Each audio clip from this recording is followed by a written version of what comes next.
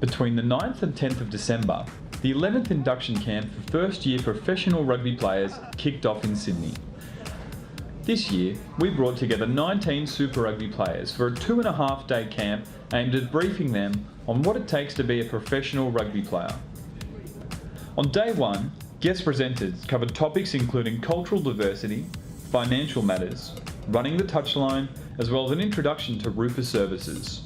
All topics aimed to get the players thinking about different aspects of their careers. Today we looked at the importance of cultural diversity and how we as clubs can celebrate cultural diversity. Diversity is something that sometimes people get scared about because it's about differences, but differences should be embraced, not necessarily challenged or disregarded.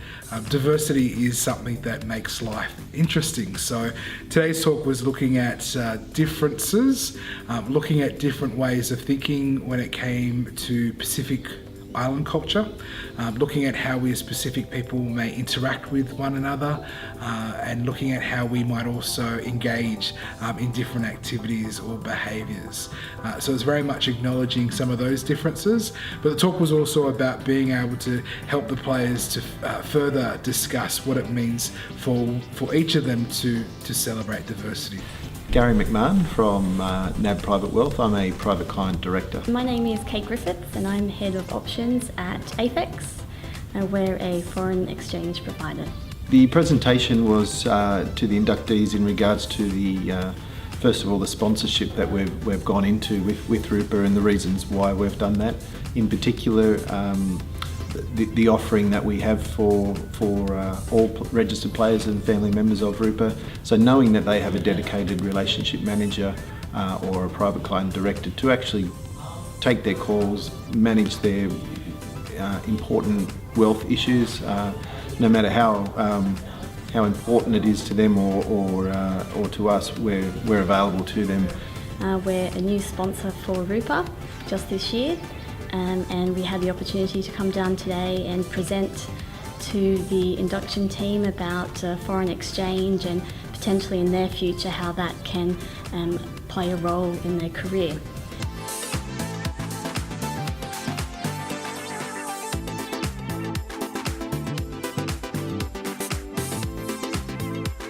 Yeah, so I suppose I've filled many roles at the camp from a 5th or 6th camp. I've come as a Wallaby, former Wallaby, so representing players.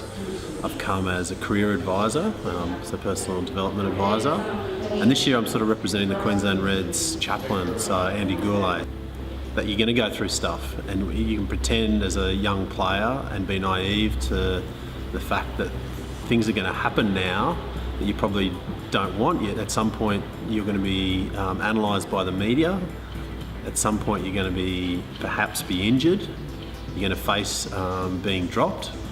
All those things are a reality, and it's not a matter of putting your head in the sand and pretending that that's not going to happen. It's one of those things at least is going to happen to you. You're going to have to face at some point retiring from the game and no longer having it as a way of earning your living. So all these things are going to happen. It's a matter of what strategies you're putting in place to be able to deal with it. Day 2 was a full day of guest presenters and policy discussion. We covered topics including anti-corruption, illicit drugs, cybersecurity, mental health and addiction, as well as anti-doping. Day 2 also held an impactful road awareness program presented by the South Australian Metropolitan Fire Service. The powerful presentation is designed to help the inductees make better road safety decisions. Thanks, so I'm here representing South Pacific Private. So I spoke today about the link between lifestyle and performance, looking to raise awareness around mental health issues, anxiety, depression and addiction. Really trying to, I guess, impart the idea to the rookies that they're people first who've got a professional job to do. It's really important at all stages of the career, but it is a new territory coming in, this becoming a new job.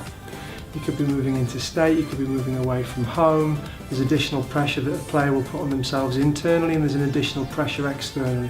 So I think it's useful that all these things are just raised and spoken about, made aware. I think what's important, what we're trying to say from our perspective is if you've got an issue, there's a service that can help. One of the highlights of the entire camp was an after-dinner panel featuring RUPA CEO Greg Harris and ARU CEO Bill Poulter. This was the first time in its 11-year history that both CEOs had been available for players to directly ask questions around competitions, contracts, the future of the game, as well as the highlights of their careers. Ultimately, we hope all players can go on and have fulfilling football careers for as long as they want. But at the end of the day, we don't know what the future will hold for them, and neither do they. It's important we assist them not only to prepare for rugby's challenges, but for life and all the exciting opportunities that will come their way. We are looking forward to following these players in season 2014 and knowing that they are ready to achieve their best on and off the field.